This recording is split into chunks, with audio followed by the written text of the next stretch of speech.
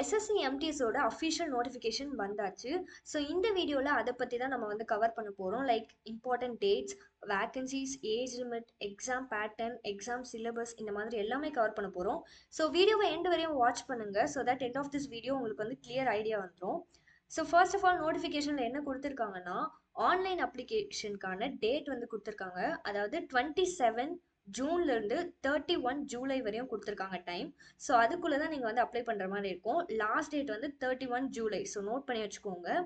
And online fee பேமெண்ட்க்கு last date பார்த்தீங்கன்னா 1st August. ஓகேவா? இது வந்து கம்ப்யூட்டர் பேஸ்ட் எக்ஸாமினேஷனாக தான் இருக்க போகுது. அண்ட் அக்டோபர் டு நவம்பர் வந்து எக்ஸாம் கண்டக்ட் பண்ணுவாங்க அந்த டைமில். இப்போ வந்து ஜஸ்ட் அப்ளிகேஷன் ப்ராசஸ் தான். வேக்கன்சிஸ் பார்த்தீங்கன்னா எம்டிஎஸ் போஸ்ட்டுக்கு, அதாவது மல்டி டாஸ்கிங் ஸ்டாஃப் வந்து 4887 வேக்கன்சிஸ் இருக்குது. அண்ட் ஹவல்தார் போஸ்ட்டுக்கு பார்த்தீங்கன்னா 3439 வேக்கன்சிஸ் இருக்குது. ஸோ இதான் வந்து வேக்கன்சிஸ்.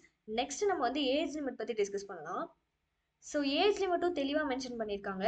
எம்டிஎஸ் போஸ்ட்டுக்கு நீங்கள் அப்ளை பண்ணுறதா இருந்தால் 18 to 25 இயர்ஸ் இருக்கணும். அதே மாதிரி ஹவல்தார் போஸ்ட்டுக்கு அப்ளை பண்ணுறதா இருந்தால் 18 to 27 இயர்ஸ் இருக்கணும். அண்ட் இன்னொரு விஷயம் என்னென்னா, தெளிவாக டேட்டோட மென்ஷன் பண்ணியிருக்காங்க. அதாவது 2 ஆகஸ்ட்டுக்கு 1999 முன்னாடி நீங்கள் பிறந்திருந்தாலோ, அண்ட் 1st ஆகஸ்ட் 2006க்கு அப்புறம் நீங்கள் வந்து உங்களோட டேட் ஆஃப் பர்த் இருந்துச்சுனாலோ நீங்கள் வந்து எலிஜிபிள் டு அப்ளை கிடையாது. உங்களால் அப்ளை பண்ண முடியாது. ஓகேவா? ஸோ இந்த டேட் ஆஃப் பர்த்துக்குள்ளே தான் உங்களை வந்து இருக்கணும். அது வந்து கரெக்டாக செக் பண்ணி பாருங்கள். நெக்ஸ்ட்டு ஏஜ் ரிலாக்ஸேஷன் பாருங்கள். அது வந்து only for upper age limit தான். ஸோ எஸ்சி ஆர் எஸ்டி இருந்தீங்கன்னா 5 இயர்ஸ், ஓபிசினா 3 இயர்ஸ், பிடபிள்யூபிடி அன்ரிசர்வ்னா 10 இயர்ஸ், அண்ட் பிடபிள்யூபிடி ஓபிசினா 13 இயர்ஸ். இந்த மாதிரி ரிசர்வேஷனுக்கும் கொடுத்துருக்காங்க. அதாவது ஏஜ் ரிலாக்ஸேஷன் வந்து. ஸோ இதையும் ஒரு வாட்டி செக் பண்ணி பாருங்க. அண்ட் டேட் ஆஃப் பர்த் வந்து must.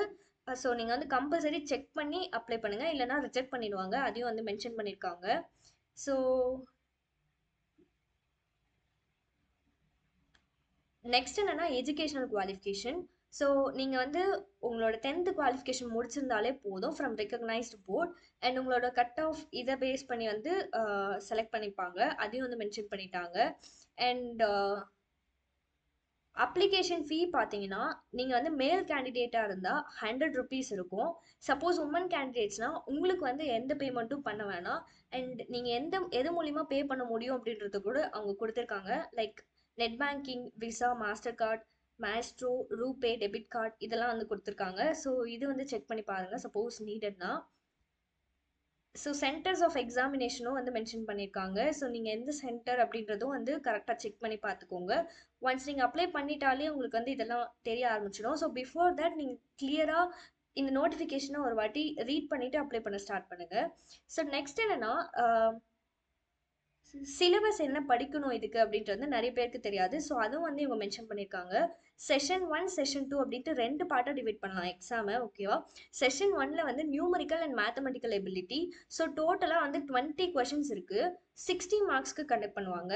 And reasoning ability and problem சால்விங்கும் 20 கொஷின்ஸ் அண்ட் 60 மார்க்ஸ்க்கு. ஸோ டோட்டலாக இந்த 40 கொஷின்ஸை நீங்கள் 45 மினிட்ஸில் முடிக்கிற மாதிரி இருக்கும். அண்ட் செஷன் 2 பார்த்தீங்கன்னா, ஃபர்ஸ்ட் வந்து general awareness 25 questions 75 marks. And English பார்த்தீங்கன்னா 25 கொஷின்ஸ் 75 மார்க்ஸ். ஸோ டோட்டலாக வந்து 50 கொஷின்ஸ் வந்து 45 மினிட்ஸில் கம்ப்ளீட் பண்ணுற மாதிரி இருக்கும்.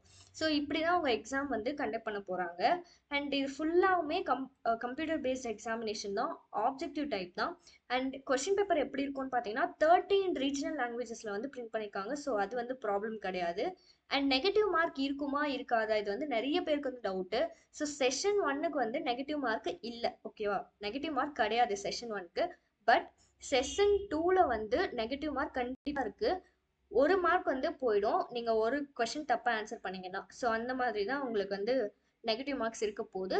ஸோ அதை மைண்டில் வச்சுட்டு எக்ஸாம் எழுதுங்க. செஷன் 2 அதுக்கு மட்டும்தான் நெகட்டிவ் மார்க்ஸ் இருக்குது. ஸோ இதான். இதுக்கப்புறம் பார்த்தீங்கன்னா சிலபஸ் என்ன ப்ரிப்பேர் பண்ணணும் அப்படின்ட்டு வந்து நிறைய பேருக்கு டவுட்டு. ஃபஸ்ட்டு ஓவராலாக ஐடியா பார்த்தா வராது. பட் அவங்க வந்து டாபிக்ஸும் தெளிவாக கொடுத்துருக்காங்க நீங்கள் எதெல்லாம் ப்ரிப்பேர் பண்ணணுன்ட்டு.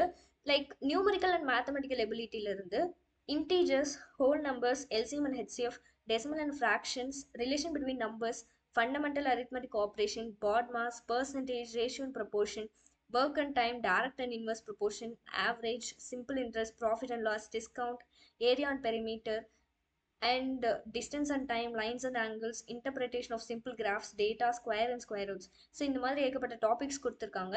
அதே மாதிரி ரீசனிங் எபிலிட்டிக்கும் கொடுத்துருக்காங்க. இது வேணால் ஸ்க்ரீன்ஷாட் கூட எடுத்து வச்சுக்கோங்க. Like alpha numeric series, coding and decoding, analogy and similarities and differences, jumbling, problem solving, calendar, clock அப்படின்ட்டு ஏகப்பட்டது இருக்குது. ஜென்ரல் அவேர்னஸ்க்கு என்ன படிக்கணும் அப்படின்றது நிறைய பேருக்கு டவுட் இருக்கும். பிகாஸ் ரீசனிங், குவான்டிடேட்டிவ் ஆப்டிடியூட்லாம் ஈஸியாக வந்து ஒரு ஐடியா இருக்கும், அட்லீஸ்ட் இதெல்லாம் படிக்கணும் அப்படின்ற மாதிரி. பட் ஜென்ரல் அவேர்னஸ்க்கு என்ன படிக்கணும்னா 10th ஸ்டாண்டர்ட் வரையும் சோஷியல் சயின்ஸ் இருக்குது பார்த்தீங்களா, அதெல்லாம் வந்து நீங்கள் தெரிஞ்சிருந்தாலே போதும். Like history, geography, civics, economics இதெல்லாம். ஸோ இங்கிலீஷ் அப்படின்னா ஜஸ்ட் சிம்பிள் தான். உங்களோட vocabulary, grammar, sentence structure, synonyms, antonyms இதெல்லாம் தான் செக் பண்ணுவாங்க, நீங்கள் கரெக்டாக யூஸ் பண்ணுறீங்களான்ற மாதிரி. அண்ட் ஒரு சிம்பிள் பேராகிராஃப் கொடுத்துட்டு அதை பேஸ் பண்ணி மேபி கொஷின்ஸ் கேட்கலாம். ஸோ அந்த மாதிரி தான் இருக்க போகுது. சப்போஸ் நீங்கள் வந்து ஹவல்தார் போஸ்ட்க்கு அப்ளை பண்ணுறீங்கன்னா உங்களுக்கு ஃபிசிக்கல் டெஸ்ட்டும் இருக்கும். லைக் மேல்னா 1600 மீட்டர்ஸ் 15 மினிட்ஸில் வாக் பண்ணணும். ஃபீமேல்னா 1 கிலோமீட்டர் இன் 20 மினிட்ஸில் வாக் பண்ணணும். ஸோ அந்த மாதிரி வந்து கொடுத்துருக்காங்க. அண்ட் ஆல்சோ உங்களுக்கு ஹைட் அண்ட் வெயிட் எல்லாமும் சில மெஷர்மெண்ட்ஸ் வந்து கொடுத்துருக்காங்க. ஸோ நீங்கள் ஹவல்தார் போஸ்ட்க்கு அப்ளை பண்ணீங்கன்னா இப்படி தான் இருக்கும். இதான் வந்து ஓவராலாக இந்த நோட்டிஃபிகேஷனில் அவங்க கொடுத்துருக்க மெயின் டீட்டெயில்ஸ். ஸோ இந்த வீடியோ ரொம்பவே யூஸ்ஃபுல்லாக இருந்திருக்கும் அப்படின்னு நினைக்கிறேன். உங்கள் ஃப்ரெண்ட்ஸ்க்கும் ஷேர் பண்ணி அவங்களையும் அப்ளை பண்ண சொல்லுங்கள். And all the best for your exam. Thank you.